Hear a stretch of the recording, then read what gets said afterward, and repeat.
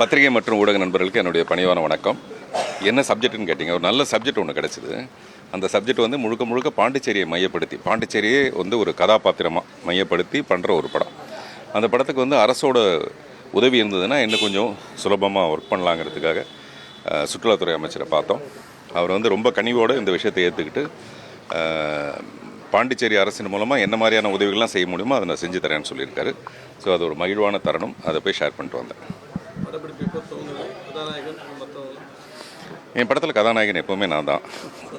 இது வந்து ஒரு லவ் ஸ்டோரி, அதனால் வேறு வழி இல்லாமல் நான் தான் கதாநாயகன்.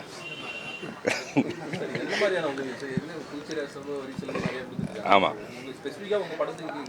இல்லைங்க, மேஜர் போர்ஷன் இங்கே வழக்கமாக என்ன பண்ணுவாங்கன்னா, ஒரு படத்தில் ஒரு பகுதியை மட்டும் நம்ம இங்கே வந்து ஒரு படத்தில் ஒரு பகுதி மட்டும் தான் நம்ம வந்து இங்கே எடுப்போம். அப்படி இல்லாமல் இந்த படத்தில் ஒரு 99% படமே இங்கே தான் எடுக்க போகிறோம்.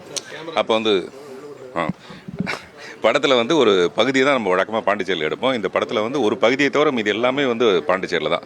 அதனால் சில நேரத்தில் லொக்கேஷன் மாற்றங்கள் இருக்கும். ஒரு இடத்துக்கு ஒரு அமௌண்ட் ஃபிக்ஸ் பண்ணப்பட்டிருப்பாங்க. அப்படிலாம் இல்லாமல் நமக்கு ஒரு ஃப்ளாட்டான ஏதோ ஒரு அமௌண்ட்டோட எனக்கு பண்ணி கொடுங்கன்னு சொல்லியிருக்கோம். முதல்ல இந்த மாதிரி ஒரு படம் எடுக்கிறேன்றதை அவருக்கு சொல்லலாங்கிறதா என்னுடைய அபிப்பிராயம். பெரியார் குறித்த கருத்து வந்து ரொம்ப சர்ச்சை வருது. இது ஒரு எழுத்தாளராக எப்படி சார் பார்க்குறீங்க? பெரியாருங்கிறது நம்மளுடைய இந்த பாரம்பரியத்திலையும் நம்மளுடைய சமூகத்திலையும் ஒதுக்கவே பட முடியாத, நீக்கவே பட முடியாத ஒரு விஷயம். அதை வந்து எதிர்கருத்து சொல்கிறதுக்கு பின்னாடி வேறு ஏதாவது ஒரு அரசியல் இருக்கலாம், நமக்கு அது தெரியல. நான் என்ன சொல்கிறேன், யாரோ ஒருத்தர் சொல்கிறத பொறுத்துட்டு அதுக்கு பதில் சொல்ல முடியாது. பெரியாருங்கிறது நமக்கு எப்போவுமே பெரியார் தான். அதில் சிறிய கருத்து வேறுபாடு கூட இல்லை நமக்கு.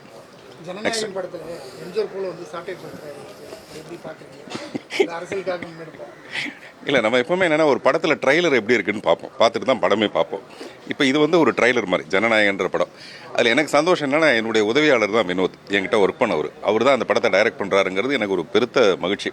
விஜயோட கடைசி படத்தை நம்ம உதவியாளர் வந்து டைரக்ட் பண்ணுறாரு. ஏன்னா அந்த ஜனநாயகன் டைட்டில் நல்லாயிருக்கு, அந்த சவுக்கு வச்சுட்டு இருக்க போஸ்டர் நல்லாயிருக்கு. இது எல்லாமே அரசியலுக்கான ஒரு ஆரம்ப ட்ரைலர் நான் நினைக்கிறேன். அதனால் பாராட்டுவோம். திரைப்படங்களுக்கு தமிழ் பேர் வைக்கிறது இல்லை, இன்னொன்று பழைய படங்கள் வைக்கிறாங்க. இப்போ பராசக்தி, நான் மகனல்ல, இந்த மாதிரி நல்ல படங்கள் போய் அந்த படத்தோட பெயர் மங்குற மாதிரி இருக்கா, அதோட புகழ் மாறுமா? எனக்கு தெரிஞ்சு பராசக்தினா நமக்கு ஞாபகத்தில் இருக்கிறது அந்த ஒரு படம் மட்டும்தான். மறுபடியும் ஒரு பராசக்திங்கிறது அதோட நிழலாக தான் இருக்குமே தவிர, நிஜம்னா டெஃபினட்டாக அது பராசக்தி தான். அந்த மாதிரி பேர் வைக்கிறதுல எனக்கு வந்து உடன்பாடு இல்லை. நான் வந்து எப்போவுமே நான் புதுசாக சிந்திக்கணும்னு நினைக்கிறேன். கதையை மட்டும் இல்லை, தலைப்பை கூட நான் புதுசாக தான் சிந்திக்கணும்னு நினைப்பேன். அதனால தான் இப்போ என்னுடைய ஒரு படத்தோட பேர் 54ஆம் பக்கத்தில் ஒரு மயிலிறகு. நான் இங்கே ஷூட் பண்ணலாம் நினைக்கிற ஒரு படத்தோட பேர் 54ஆம் பக்கத்தில் ஒரு மயிலிறகு. மயிலிறகுன்றது ஒரு பெண், 54ஆம் பக்கன்றது என்னுடைய வயசு. ஸோ இது கலந்து ஒரு காதல் கதை. ஸோ நான் அப்படி தான் நினைக்கிறேன். அதனால் புதுசாக டைட்டில் யோசிக்கலாமே தவிர இருக்கிற பழைய டைட்டிலை வந்து நம்ம இப்போ அதுக்கு நிறைய பேர் எதிர்ப்பு சொல்கிறாங்க பார்த்தீங்களா. அது வந்து என்னென்னா, பராசக்தினா நம்ம மனசில் கலைஞர் ஐயா, அவர் தான் ஞாபகத்தில் இருப்பார். அதுக்கு மேலே நம்ம அதில் கருத்து சொல்ல விரும்பல. செய்திகளை உடனுக்குடனும் துல்லியமாகவும் தெரிந்து கொள்ள சப்ஸ்கிரைப் பண்ணுங்க.